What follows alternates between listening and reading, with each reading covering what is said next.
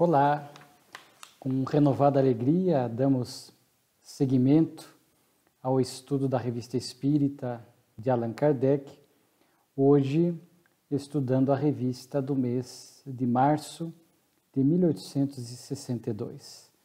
A revista em foco tem 10 artigos que nós iremos aqui refletir, estudar, assuntos que hoje vão nos remeter à questão da reencarnação, a como trabalhar na vinha do Senhor, nos dias atuais, no cotidiano.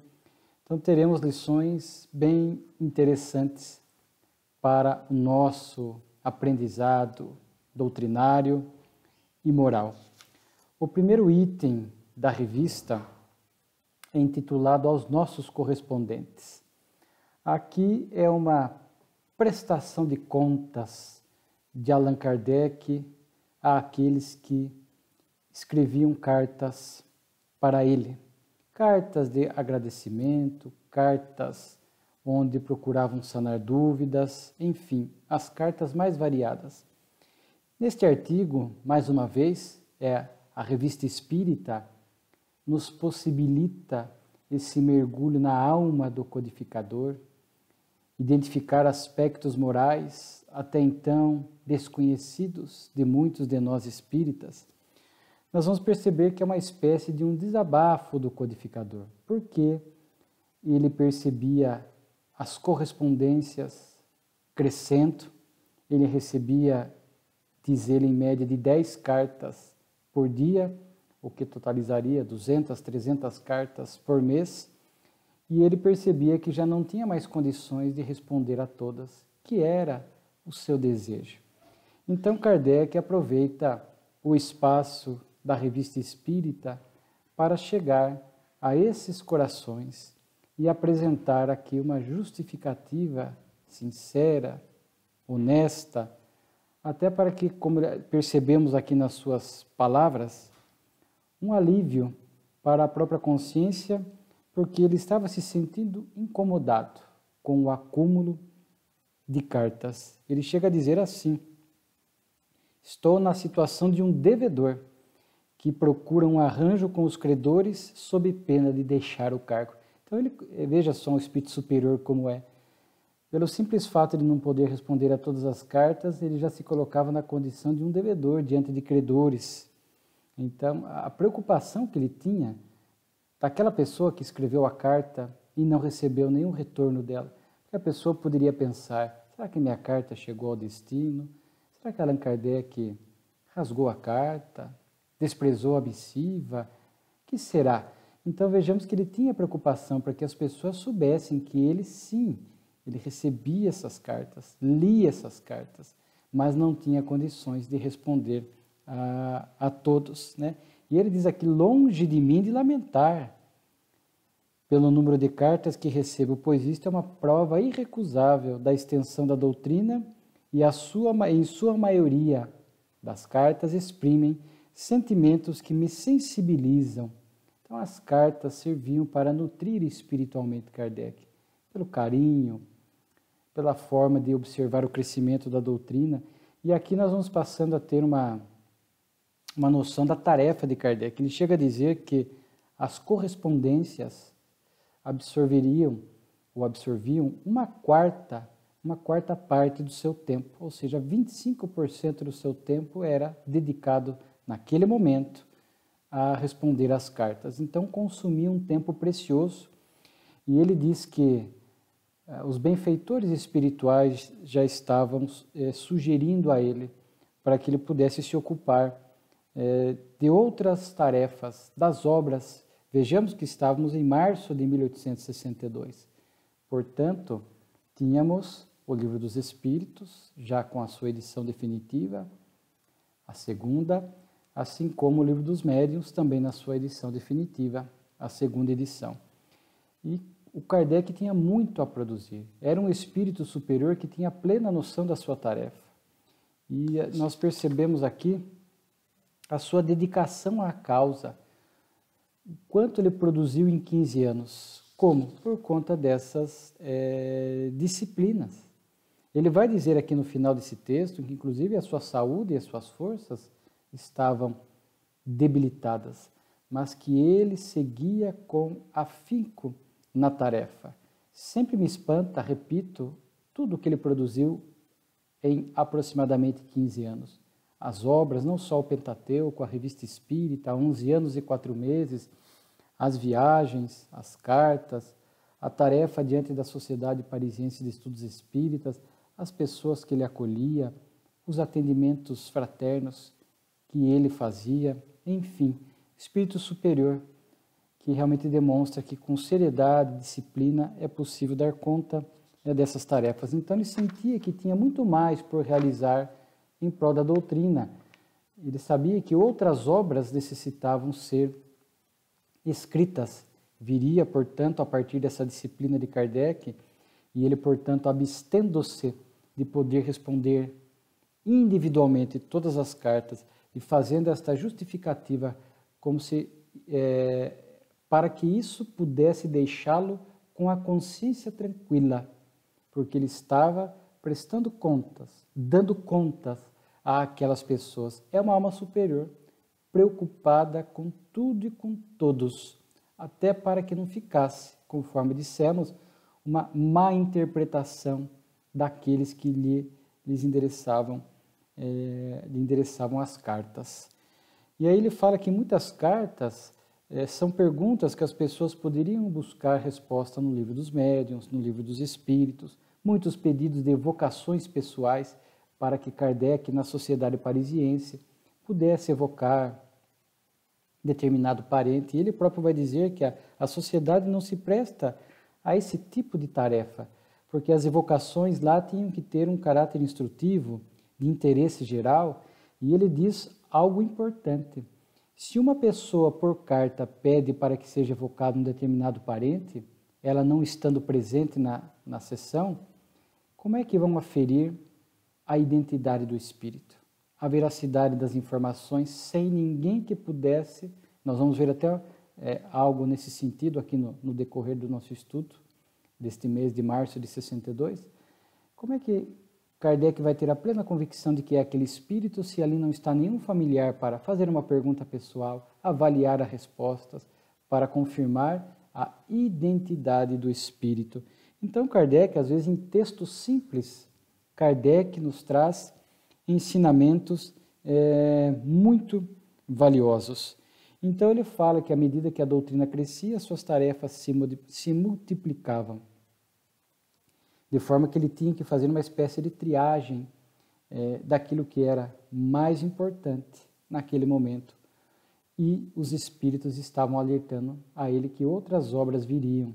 Imaginemos a doutrina espírita, por exemplo, se Kardec seguisse, sem uma ordem, sem uma disciplina, sem uma seleção do que era mais ou menos importante, ficássemos sem o Evangelho segundo o Espiritismo, sem o céu e o inferno ou sem a Gênese. O Pentateuco de Kardec é esta base segura do Espiritismo, até porque sabemos que cada obra após o Livro dos Espíritos é o desdobramento de uma das partes desta obra inicial, inaugural da doutrina espírita. Então, haveria necessidade das 5 obras básicas da codificação para que nós pudéssemos compreender e estudar esses princípios básicos, basilares da doutrina espírita para entendermos as leis divinas que regem as nossas vidas. Então, uma prestação de contas, um alívio da consciência, onde nas entrelinhas aqui nós notamos, de fato, estamos diante de um espírito muito superior. No próximo artigo, Allan Kardec vai escrever Os Espíritos e o Brasão. Vai nos remeter à questão da reencarnação. Aqui é uma pergunta muito interessante, porque alguns opositores da reencarnação dizem, equivocadamente, conforme veremos, que a reencarnação ela quebra, rompe os laços de família. Este tema aqui abordado na revista, nós vamos usar também, ele é complementado depois, oportunamente, seguindo a cronologia do tempo, pelo capítulo 4 do Evangelho segundo o Espiritismo, né, que trata da reencarnação. Ninguém pode ver o reino de Deus se não nascer de novo, onde o Evangelho vai trazer uma lição chamada Os laços de família são fortalecidos pela reencarnação e rompidos pela unicidade da existência. Então a gente percebe que esse assunto já começou, né, palpitante aqui na Revista Espírita, porque essa ideia surgiu justamente a partir de argumentos de pessoas que falavam, mas como é que fica a situação de alguém que já teve muitos pais, muitos avós, chegando no mundo espiritual? Como é que nós vamos nos relacionar com tantos ascendentes da nossa família? Como é que fica essa relação tumultuada no mundo espiritual? Como então, uma vez no mundo dos espíritos, se reconhecer no meio dessa progenitura? Então, essas são basicamente a ideia que se levanta. Primeiro, né, essas figuras importantes da Terra são figuras transitórias. A figura do pai, a figura da mãe, a figura do filho, são situações transitórias para o espírito. Porque quando nós, na essência, somos irmãos, espíritos criados por Deus, né, filhos do Pai, portanto, irmãos em espírito. De forma que esses papéis aqui na Terra, que são importantes, ninguém está desconsiderando isso, por isso que há um planejamento reencarnatório para se definir quem é que vem como pai, como mãe, como os filhos, a composição de uma família aqui na Terra. Sabemos que é precedida de um planejamento reencarnatório, é porque tem importância. Mas, com essa luz mais ampla da doutrina espírita, vamos entendendo que são figuras transitórias e que se modificam a cada reencarnação. Então, aquele que foi meu genitor biológico na Terra, nós não podemos ficar preso ad eterno a esta imagem. Ele é meu pai biológico, ele é meu pai biológico. Não. Com esta ideia mais ampla da imortalidade e da reencarnação, aquele que foi meu pai hoje pode ter sido filho no passado, pode vir numa outra posição dentro da família, numa reencarnação futura. O importante é entendermos que esta convivência na família biológica, independentemente do papel assumido, tem um fim primordial, que é, como Kardec diz aqui em O Evangelho segundo o Espiritismo, construir as afeições espirituais. Por que convivemos numa mesma família? Por que essas figuras que se alternam? Qual é o grande propósito da família? É, muitas vezes, reencontrar espíritos do nosso passado com quem temos dificuldade para reajuste, para edificarmos um sentimento nobre, uma afeição espiritual. Se já temos afeição e estamos juntos, nós vamos estreitando ainda mais essas afeições e acolhendo outros espíritos que estão ali dentro daquela estrutura familiar, biológica. Além do que, Kardec vai desenvolver um raciocínio muito interessante aqui na Revista Espírita e também aqui no Evangelho segundo o Espiritismo. Após a desencarnação, a unicidade da vida é que dificulta os laços de família. Porque imaginamos a seguinte situação: uma família, um marido, uma mulher, um pai, filhos, morrem no mesmo contexto, em contextos diferenciados. Pela visão da unicidade da vida, uns foram os bons e outros foram os ruins. É comum numa família, é difícil você olhar uma família onde todo mundo é bom. Sempre tem, às vezes, um mais complicado, perturbado. Então, terão destinos diferentes pela visão da unicidade.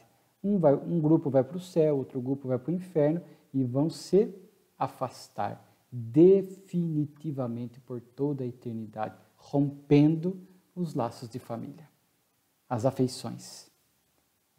Então, alguns chegam a defender que quando se morre, se esquecem esses laços de família, por isso que aquele que está no céu não sofre pelo ente querido que está no inferno.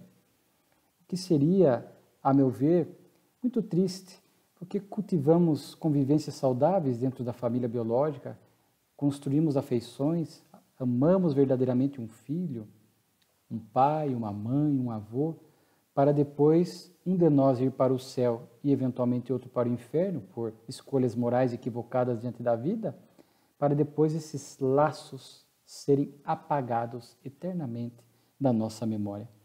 Com a visão da reencarnação, isso toma uma amplitude muito diferente, muito mais compatível com a amorosidade de Deus, com a justiça divina, porque, mesmo desencarnando em situações morais diferentes, ainda que estejamos separados no mundo espiritual, é uma separação transitória.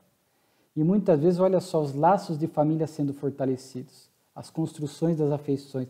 Vamos imaginar um filho sofrendo nas regiões inferiores do mundo espiritual, por escolhas equivocadas, e uma mãe desfrutando das regiões superiores pela boa atitude na Terra.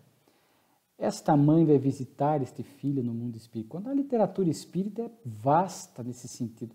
Esta mãe, este pai, ou às vezes o inverso, o filho visitando a mãe, o pai, não importa. O fato é que aquele que está bem vai continuar do lado de lá com a oportunidade de acolher aqueles que estão em sofrimento. E muitas vezes, não raro, ocorre a reencarnação juntos novamente, porque esta mãe, este espírito que está mais equilibrado, quer continuar socorrendo aquele filho querido, ou aquele ente querido. Então vejamos que esta visão da reencarnação, com esta possibilidade desses socorros no mundo espiritual, de um ente querido ajudando o outro que está numa situação pior, de voltarem juntos, ou ambos, ou quando estão bem no mundo espiritual, voltam numa mesma família novamente, trocam papéis. Isto é pouco, assim, à luz da visão espiritual, não é tão importante. Voltam numa mesma família, às vezes, para continuarem junto o progresso, o aprendizado, estreitando cada vez mais os laços de afeição. Então vejamos que Allan Kardec desenvolve esse raciocínio aqui na revista e no Evangelho, demonstrando uma ideia totalmente oposta, né?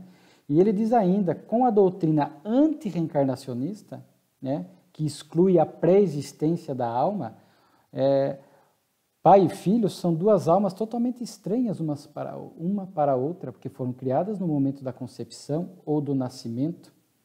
Então, ali a ligação ela é meramente corporal, sanguínea, sem nenhuma ligação espiritual anterior.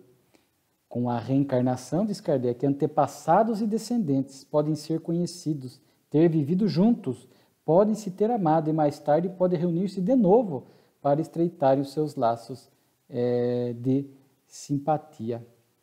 Então vejam só, com a unicidade da existência, corre-se o risco de uma separação para sempre eterna. Com a reencarnação, por mais que se tomem caminhos diferentes por questões evolutivas, é momentâneo.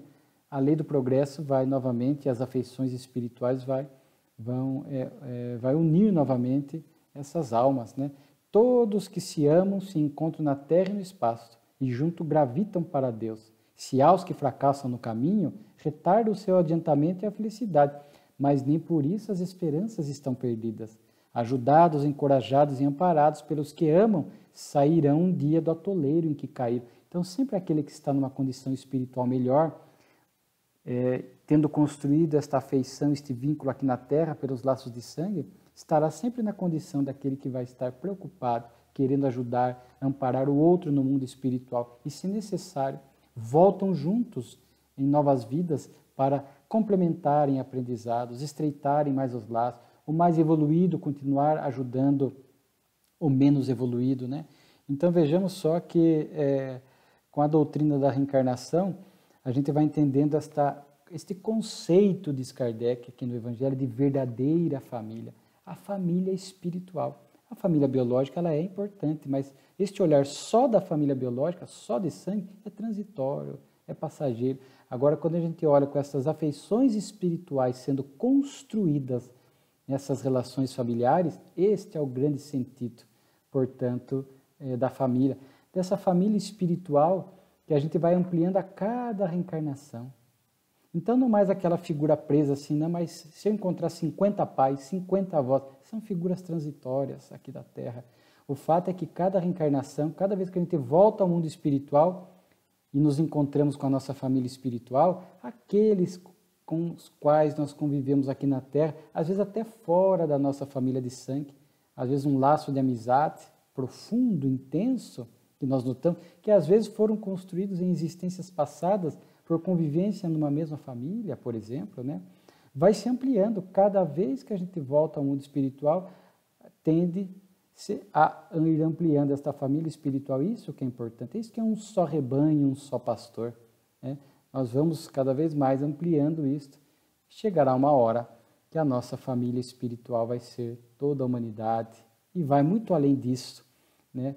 Quando a gente olha o universo, ou hoje fala-se em multiverso, a gente olha este multiverso que se apresenta diante de nós, então não temos nem condição de dimensionar isso. Mas esse texto de Kardec foi muito interessante, né? Até porque ele vai tocar essa questão da ascendência, da filiação.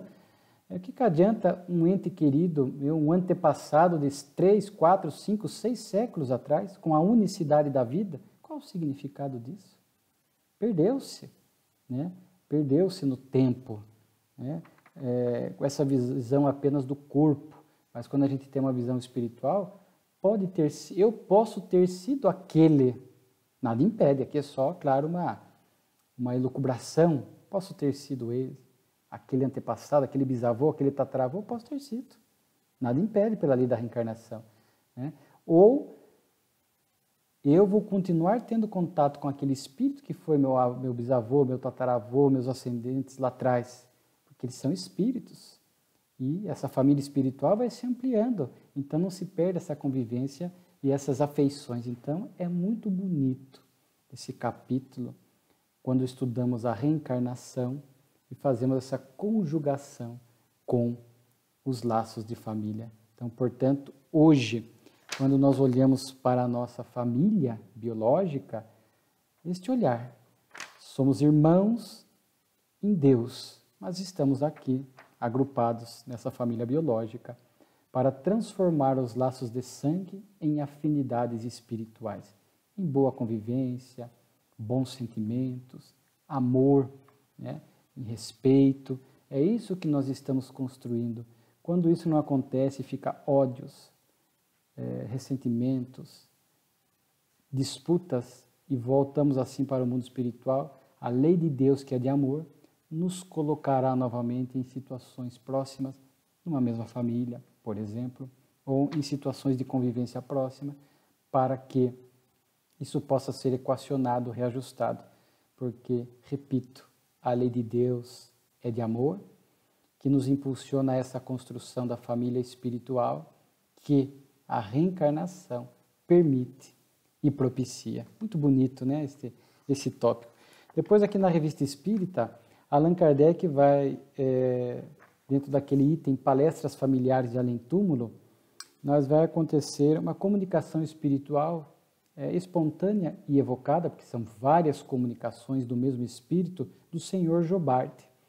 Na revista de dezembro de 61, Kardec havia noticiado a desencarnação desse espírita querido, trabalhador da doutrina de Bruxelas. E agora Kardec vai publicar essas comunicações espirituais, cujas datas são muito próximas da desencarnação. O senhor Jobard desencarnou, nós até anotamos aqui, acho que 27 de outubro de 1861, e as evocações aqui são do mês de novembro, grande parte delas do mês de novembro, dezembro, portanto um mês e meio após o seu despertar no mundo espiritual. E aqui é interessante, se não me falha a memória, inclusive esta comunicação está na obra O Céu e o Inferno, não tenho certeza, mas essa comunicação vai demonstrar o quanto o conhecimento e a vivência do Espiritismo facilita esse despertar e essa lucidez no mundo espiritual. E, conforme já dissemos anteriormente, a grande preocupação de Kardec era colher informações preciosas para o nosso aprendizado e que isso tivesse algum impacto no nosso modus vivendo de hoje. Porque quando os Espíritos vêm se comunicar conosco, não é apenas por mera curiosidade, tem o caráter instrutivo para que aquelas lições, aqueles alertas, aqueles conceitos que eles trazem sirvam de lição para nós e ajudem às nossas mudanças, aos nossos melhoramentos morais agora. Ele vai falar que quando o espírito se desligava do corpo, ele sentiu um abalo estranho e de repente lembrei-me de meu nascimento, de minha juventude e de minha idade madura. Toda a minha vida avivou-se claramente em minha memória. Há muitos relatos semelhantes a esse na literatura espírita. Nós vamos encontrar, por exemplo, o irmão Jacó, do livro Voltei, de Chico Xavier, também falando que na sua chegada no mundo espiritual, como se fosse uma cachoeira, né? Ele foi lembrando de vários de sonhos que teve, de pensamentos que teve, de comportamentos. É uma espécie de uma catarse do espírito, né? Como se toda a sua vida passasse em projeção rapidamente, já servindo de avaliação da reencarnação, que já gera no espírito um estado consciencial de relativa serenidade por ter feito o bem que lhe era possível, ou de perturbação por não ter aproveitado a oportunidade da reencarnação. É claro que entre a perturbação e a relativa serenidade há estágios conscienciais, espirituais, intermediários, mas é justamente essas lembranças que se dão ali logo após a desencarnação, esses flashes da vida, nos mínimos detalhes, que já permite o espírito esta avaliação da existência, que já lhe caracteriza o seu estado consciencial, a lhe situar nas regiões espirituais compatíveis com o seu merecimento. Não há como burlar a lei de Deus. Nós iremos despertar nas regiões espirituais compatíveis com o nosso mérito. Como disse Jesus, a cada um será dado segundo as suas obras. E aqui, já vi, aqui apenas compartilhando, não está na Revista Espírita, vi um médico da Associação Médica Espírita comentando que estes flashes, estas lembranças pós-desencarnação, também tem uma finalidade de upload, né? Hoje a gente fala de upload quando você quer jogar um arquivo para a nuvem, ele sai do computador e vai para as nuvens virtuais, onde ficam registrados. Então, isso é um upload. E isso aconteceria com o espírito, que ele está fazendo isso, este upload da memória física para a memória espiritual, para que tudo fique definitivamente registrado na memória espiritual, né? Então, também é interessante, mas isto acontece, muito oportuno para o espírito, tem um sentido pedagógico, não é à toa que essas lembranças acontecem. Claro que o espírito de Giobardi vai trazer, são várias questões a ele apresentadas, sempre fica aqui a recomendação da leitura integral. Nós separamos aqui alguns pontos, né? A demonstrar, por exemplo, o mérito dele, o esforço, o conhecimento espírita e os atos morais, porque o Livro dos Espíritos trata disso, da perturbação espírita, e os benfeitores dizem que o conhecimento espírita auxilia nessa chegada no mundo espiritual, mas o que prepondera é o amor, é a vivência dos bons sentimentos. Então ele diz assim: não me senti perturbado, e meu espírito desfruta de uma clareza que não deixa na sombra nenhuma das questões que encara. Então ele estava ali se sentindo perfeitamente com o domínio da situação, com clareza mental. Nem todos os espíritos chegam do lado de lá e rapidamente têm clareza mental. Os pensamentos coordenados, controlados, muitos entram em estados de perturbação e de descontrole. Então, ele ali demonstrava esse estado de clareza, né, de tudo isso, né? Já não tinha mais o corpo impõe limites para as potencialidades da alma, ali já estava sem o corpo, e por mérito desfrutando dessa clareza. Fala que lembrou de algumas reencarnações passadas, também não é regra geral, porque é necessário ter um estado emocional equilibrado para lembrar de vidas passadas. Muitos espíritos permanecem muito tempo na erraticidade e às vezes reencarnam sem ter acesso às vidas transatas porque não tem estrutura emocional para lidar com a lembrança. O senhor Giobardi lembrou de algumas, da última diz que foi um mecânico, né? Ruído pela miséria e pelo desejo de aperfeiçoar o trabalho. Então ele lembrou, né? Mas uma coisa interessante, né? Ainda é um pouco reflexo da Terra, porque ainda a Terra é um mundo atrasado, de provas e expiações. Então, ele diz assim: minha morte é tão recente, aqui, nessa comunicação aqui tinha 2 semanas da desencarnação, que ainda sofro certas influências terrenas. Então, tem certas coisas da Terra que o espírito vai se libertando ao pouco.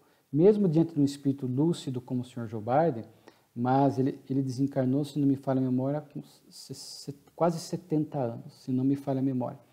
Quer dizer, ele passou praticamente 7 décadas se alimentando, dormindo, experimentando a fadiga, o cansaço, que é alguns exemplos. Então, logo após a desencarnação, o perispírito ainda traz esses condicionamentos terrestres. Por isso que vemos espíritos narrando que ainda necessitam de algum tempo para dormir, mesmo nas regiões intermediárias. Isto vai diminuindo com a adaptação do espírito, mas ainda sente necessidade do dormir, do descanso, né? Muitas vezes ainda há a sensação da fome. O espírito, na essência, não precisa se alimentar.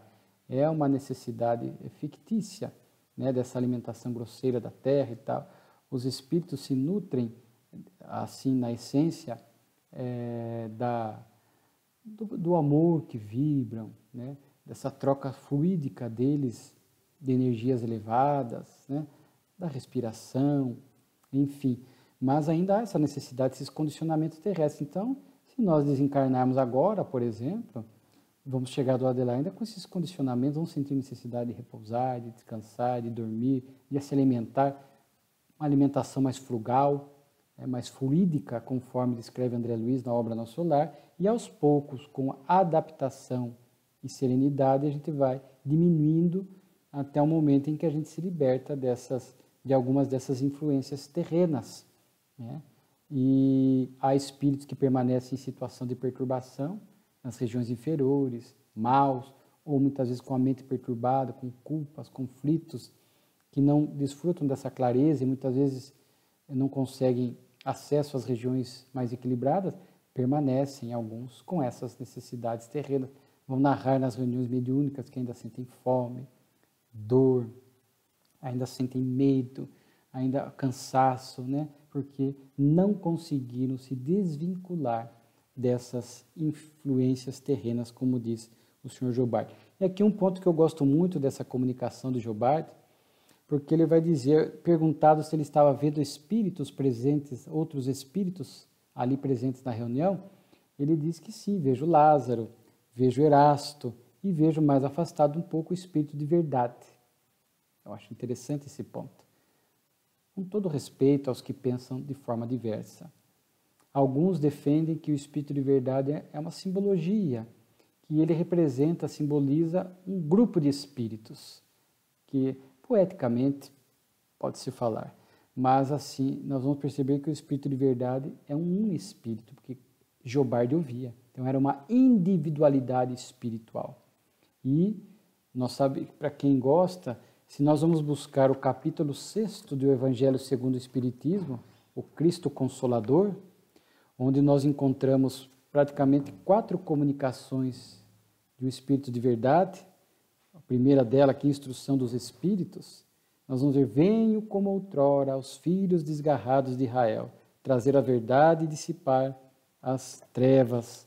Então a gente vai lendo as comunicações, eu sou o grande médico das almas e venho trazer-vos o remédio que que deve curar, né? Então, venho ensinar e consolar os pobres deserdados, né? Então, a gente vê que a linguagem aqui percebe-se que é Jesus, né? Então, essa comunicação de Jobardi, apresentando o Espírito de verdade como uma individualidade espiritual, não representando espíritos, né? E o capítulo 6º da obra O Evangelho segundo o Espiritismo, particularmente pactou desse entendimento de que o Espírito de verdade é Jesus, que estava ali assessorando, diria assim, presidindo a tarefa, né, da vinda do Consolador prometido na Terra. Sabemos que a equipe, os espíritos compromissados com Jesus para trazer o Consolador prometido, que ele próprio havia falado quando esteve conosco encarnado, que rogaria ao Pai a vinda do Paracleto, do Consolador, né? Esta equipe se dividiu. Uma parte reencarnou, como Allan Kardec, como os médiuns e as médiuns que trabalharam diretamente na codificação, missionários contemporâneos da época, Leon Denis, Camille Flammarion, Gabriel Delane, etc. E outros ficaram no mundo espiritual trabalhando, né? Como a gente vê aqui, trabalhavam do mundo espiritual, né? A gente vê muitas comunicações de Erasto, de Santo Agostinho, Lamennais, né? Swedenborg, são ali nos prolegômenos do Livro dos Espíritos, nós vamos identificar esses espíritos. O primeiro que assina ali, João Evangelista, né? E Jesus, naturalmente, o governador espiritual do planeta, comandando, que é o espírito mais puro que nós conhecemos, comandando esta grande missão da vinda do Consolador, né? E outro ponto que eu gostaria aqui de chamar a atenção, a comunicação é muito rica, o Sr. Jobardi, mesmo espírita, estudando a doutrina, ele tinha algumas ideias pessoais sobre alguns pontos de vista, sobre a formação da Terra. Ele dizia que era a incrustação de diversos planetas que deu origem à Terra e outros, né? E aí, no mundo espiritual, ele reviu o erro. Ele disse que sofreu por conta disso, né? Que ele sofreu brevemente, né? Não foi isso que o impediu de estar num estado de lucidez e de felicidade, mas lhe causou algum desconforto, algum sofrimento, e ele teve que rever esse ponto de vista, né? Então, nós vamos encontrar em outras comunicações isso, né? Médiuns ou espíritas que, lembramos, nós até anotamos aqui, né? A comunicação de abril de 59 do Girard de Coudenberg, Swedenborg, também em novembro de 59, que defenderam alguns pontos de vista pessoal, né? E depois perceberam o erro. Aqui o Sr. Jobardi, diretamente dentro da doutrina espírita, criou algumas ideias pessoais, chegam lá e tem que rever o erro, né? Errei aí. E vemos hoje muitos escritores e oradores que fogem de alguns pontos da doutrina e sustentam ideias pessoais ou antidoutrinárias.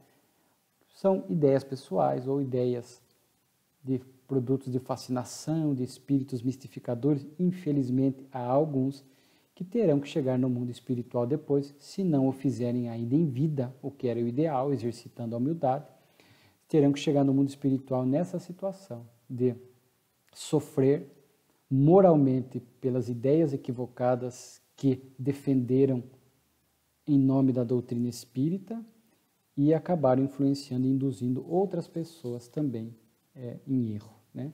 Então, é uma comunicação muito rica, muito instrutiva do Sr. Jobardi, que nas entrelinhas nós vamos extraindo essas lições.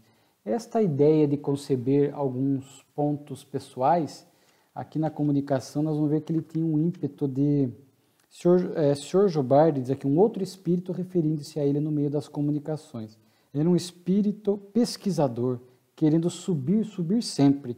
As ideias espíritas lhe pareciam um panorama muito acanhado. Representavam um espírito de curiosidade, queria saber sempre e muitas vezes ultrapassando os limites daquilo que Deus quer que saiba. Há um limite aqui na Terra. Então ele tinha esse ímpeto de querer mais revelação, ir além e além, e naturalmente isso predispôs a esses equívocos. Vemos no movimento espírita alguns que estão sempre buscando revelações, como se o que temos aí de doutrina espírita já não fosse suficiente para séculos, quiçá milênios do nosso estudo e aprendizado, né? Para que novas revelações?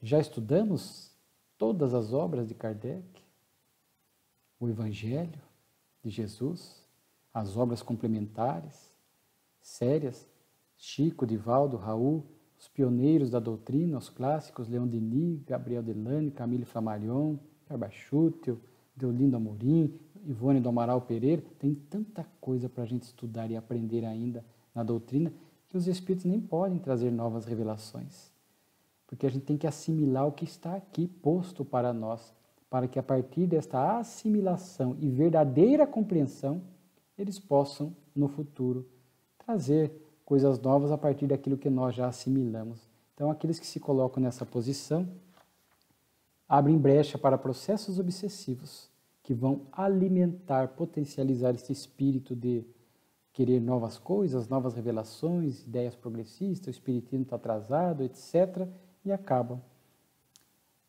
trazendo conceitos equivocados e comprometem-se moralmente em razão disso, né? Muito interessante. Depois nós vamos ter uma outra comunicação de Carrer, e aqui é uma questão de verificação de identidade, que nós comentamos. O Kardec fala que quando nós temos comunicações de espíritos que não são contemporâneos, que viveram no passado da história, da Terra, é difícil a gente aferir a identidade. Temos que analisar pelo conteúdo. Assim, o Sócrates, o Santo Agostinho, nós vamos analisar se a mensagem é boa, é nobre, é do bem, compatível com um espírito dessa envergadura. Quando os espíritos são contemporâneos, por isso Kardec diz que o parente tinha que estar presente numa reunião de evocação para poder aferir a identidade. Quando é contemporâneo, diz ele, aí a gente pode avaliar pelo caráter, pelos hábitos e particularidades que o espírito traz na comunicação para confirmar a autenticidade. E este caso é um caso que se confirma, porque o espírito faz uma narrativa muito pessoal após a sua desencarnação, que pôde ser confirmado depois por algumas testemunhas, por um fato específico, onde pôde-se perceber que aquele espírito, por esse detalhe autêntico e verdadeiro, dava provas da sua identidade. Depois, teremos comunicações espirituais diversas, ainda sobre a reencarnação, que nós já falamos um pouquinho naquela questão dos laços de família, uma comunicação muito bonita, longa, é um estudo da reencarnação, do Barão de Koch, onde ele vai falar desta justiça divina, basicamente, como entender a reencarnação diante de tantas coisas que a vida nos mostra. São pessoas que nascem em posições diferentes, o rico, o pobre, o saudável, o doente, o pobre, o miserável, aqueles que nasceram com idiotismo, com a demência, crianças que morrem em tenra idade, povos mergulhados na ignorância e na barbárie, comparados às nações mais civilizadas. Por que se é uma vida só, é muito diferente viver no mundo primitivo, onde tudo era mais difícil e o pensamento limitado, do que viver numa civilização de hoje, com um conhecimento mais avançado, Então, a reencarnação realmente exprime essa justiça divina e nos faz entender estas situações diferentes que a vida na Terra nos propicia, tudo para o aprendizado do espírito. Diz ele que a ideia da reencarnação é inata no homem, que muitas civilizações e as escrituras sagradas tratam disso. Eu gosto muito de um texto de Joana de Ângeles, capítulo na obra Dias Gloriosos, um ensaio sobre a reencarnação, um estudo sobre a reencarnação, onde ela vai buscar as religiões antigas, o hinduísmo, povos antigos, o Egito, os romanos. Ela fala da mumificação, que já era prova de que acreditavam nas múltiplas vidas, guardavam os pertences pessoais, porque acreditava que a pessoa, ao voltar na próxima vida, pudesse encontrar seus pertences pessoais e seguir com a sua trajetória evolutiva. Enterravam pessoas em posições fetais. 5.000 anos antes de Cristo encontraram pessoas enterradas em posições fetais, porque acreditava-se naquela época que isso facilitava a próxima reencarnação. Não havia a palavra reencarnação criada pelo Espiritismo, mas a ideia das múltiplas vidas, sim, nós vamos encontrar na história da Terra, inclusive no Evangelho de Jesus, várias passagens. É necessário nascer de novo, diz Jesus ao doutor da lei, o que é do corpo, o que é do espírito, Ou outra passagem, ao falar de João Batista, não é necessário vir o Messias primeiro, vir o anunciador primeiro, e o anunciador veio, mas vocês não o reconheceram e fizeram o que quiseram com ele. Então os discípulos entenderam, está lá no texto do Evangelho, que ele se referia a João Batista, a reencarnação do Elias. Não era necessário o Elias, o anunciador, vir primeiro. Uns dizem, mestre, que tu é Elias, Jeremias ou um dos profetas da antiguidade. Seus discípulos estavam perguntando porque a crença da reencarnação ali estava prevista. Jesus não o corrige, porque se não acreditasse ou não existisse a reencarnação, Jesus diria, isto é impossível, como me fala isso? Jesus não corrige, simplesmente devolve a pergunta a Simão Pedro. Então, são muitos textos que nos falam desta lei. Quer acreditemos ou não, como diz aqui na última fala do texto, a reencarnação é uma verdade santa e divina. E conhecer a lei da reencarnação facilita o nosso caminhar aqui na Terra. Depois, para quem gosta de artes, eu vou deixar aqui como recomendação uma comunicação sobre a pintura, né, o realismo e o idealismo em pintura, onde o espírito Nicolas Poussin fala a respeito da pintura, né, vai traçar aqui um paralelo sobre o realismo e o idealismo, vai falar um pouco da arte nesse aspecto, muito bonito. Uma comunicação do Espírito de verdade, portanto, de Jesus, os obreiros do Senhor. Felizes os que tiverem trabalhado no campo do Senhor com desinteresse e sem outro móvel, senão a caridade. Ou seja, o desinteresse. É uma mensagem de Jesus falando. Aqui ele fala no final: Deus contou os seus servos fiéis e marcou a dedos os que têm a aparência de dedicação, para que estes não usurpem o salário dos servos dedicados.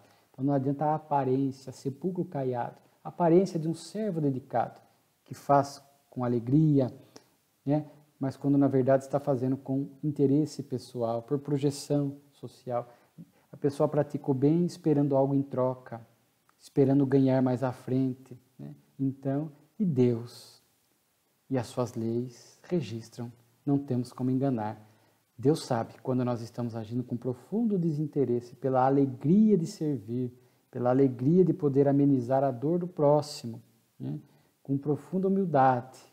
Sabe quando a gente faz com algum interesse, está na nossa consciência, nós próprios, à frente depois, iremos ressignificar essa situação, porque sabemos que fazíamos com algum interesse, né? Então, muito interessante essa mensagem, os obreiros do Senhor. O convite é para que possamos trabalhar neste momento com profundo desinteresse, como muitos missionários nos ensinaram, né?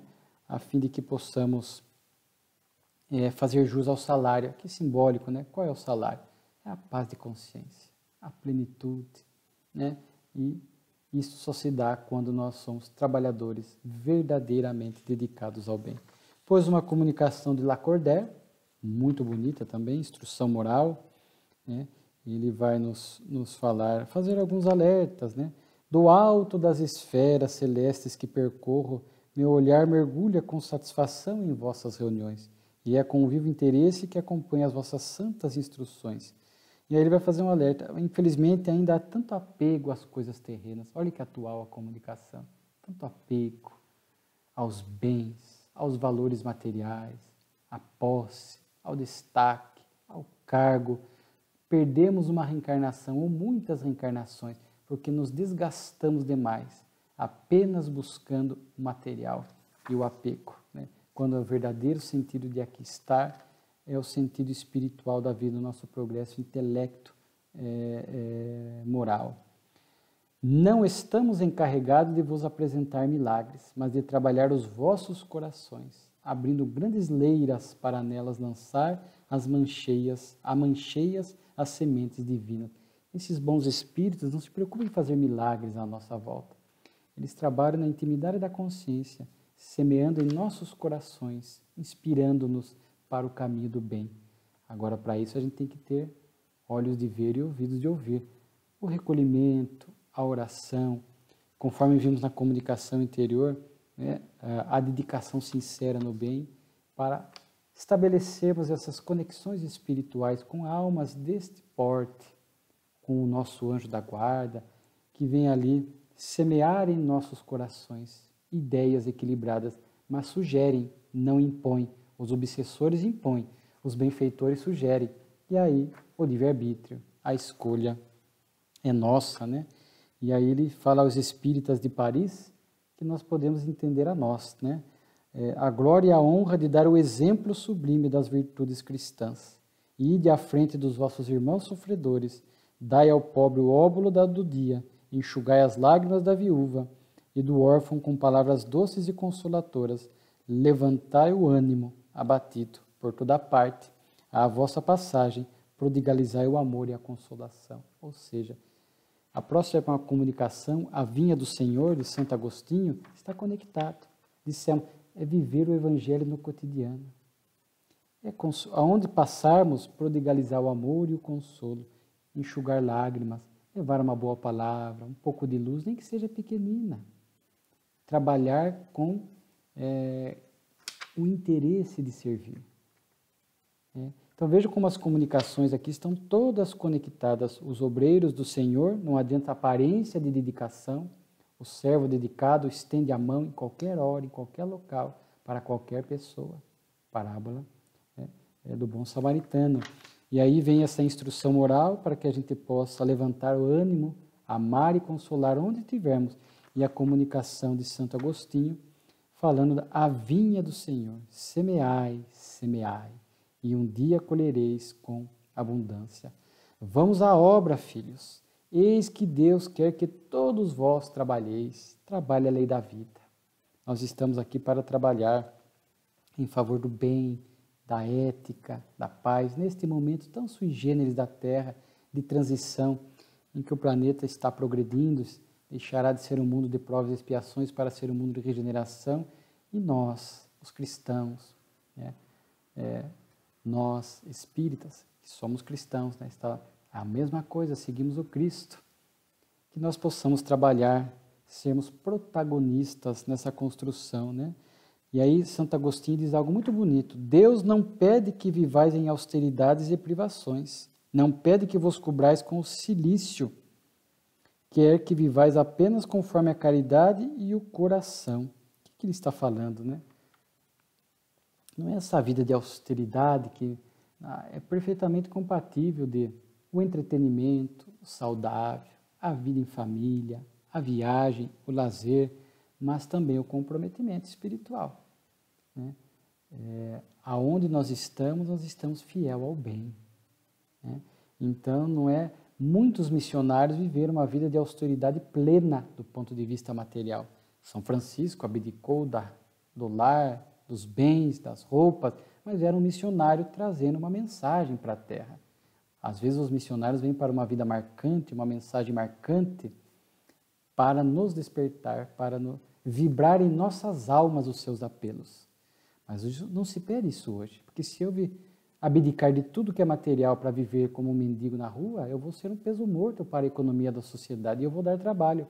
Agora, trabalhando materialmente, sendo honesto, vivendo com alegria, e é que eu vou ter condições de ser mais útil, ajudando material, a caridade material, a caridade moral.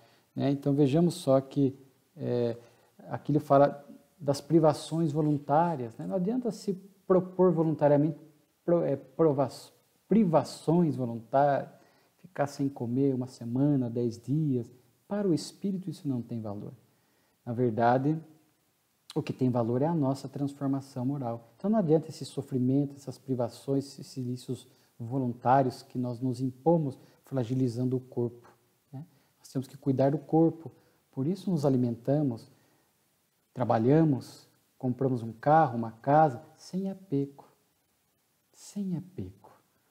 Não é proibido ter, o problema é o apego. Se eu trabalho, sou honesto e tenho muito dinheiro, posso viajar, eu posso ter bens, mas sem apego. A minha felicidade não está ali. E eu cumpro com os deveres materiais, honestamente, mas também sou cumpridor. Vou trabalhar na vinha do Senhor, na parte espiritual. As obrigações morais diante da vida, onde eu estiver, conforme vimos na mensagem anterior. Então vejam que essas 3 mensagens estão profundamente conectadas. É praticamente um roteiro para que possamos entender como é ser cristão no dia a dia. Vale a pena a leitura. E por fim, uma comunicação chamada Caridade para com os Criminosos. São 2 comunicações, uma de Lamennais e outra do espírito Elisabeth de França, que foi irmã de Luís XVI. Ambas estão no Evangelho segundo o Espiritismo. Mais uma vez, vimos aqui as obras básicas sendo construídas na Revista Espírita. Está lá, ambas estão no capítulo 11, Amar ao próximo como a si mesmo. Essa questão de Lamennais é que podemos dispor da nossa vida para salvar o criminoso? Então, Lamennais vai explicar essa questão de socorrer um inimigo, um malfeitor. Muito interessante a questão moral que ele propõe. para nós. E a caridade com os criminosos, também está lá de Elizabeth de França. Já que estamos falando de viver como cristão, não podemos esquecer os criminosos. Não é conivência, é tolerância, respeito, é o esforço por amá-los, enxergá-los como irmão de caminhada. Ah, não consigo amar ainda, ok, mas eu vou ter respeito e tolerância para com eles. Quem tiver sem erro, que atire a primeira pedra. Portanto, é uma visão diferente de enxergar neles um irmão de caminhada que tropeçou, como nós tropeçamos ontem. Em vidas passadas, fizemos o que eles fizeram, talvez coisas piores. A reencarnação nos reconduziu ao caminho correto. A reencarnação vai os reconduzir para o caminho correto. Então, nós estamos aqui para ter esse olhar de profunda amorosidade com esses irmãos criminosos. É uma nova forma de olhar a vida, olhar essas circunstâncias, né? De ser um legítimo cristão, não defendendo a pena de morte, que não resolve nada, né? É um espírito que estará no mundo espiritual inspirando crimes na psicosfera do planeta. Também não é aqui abrir a cadeia, abrir como alguns radicalizam. Então abre a porta da penitenciária, põe todo mundo na rua. Não é isso que estamos propondo. Se feriu a lei humana, sofre os efeitos da lei humana, mas nós não podemos odiá-los. Não podemos desejar o pior para eles. Irmãos nossos de caminhada. Orar por eles. Diante da notícia de um crime, orar pela vítima, mas também orar pelo criminoso. São irmãos nossos de caminhada. Caridade com os criminosos. Visitar as penitenciárias. Né? Doar livros para as penitenciárias para que eles se instruam de alguma forma. Ah, mas eles não querem. Alguns querem. Não são todos. É um outro olhar. Não vale a pena. Né? Então vejamos que lições ricas a Revista Espírita de março de 62 nos propiciou. Muito obrigado pela atenção de vocês que nos acompanham. Muita paz a todos.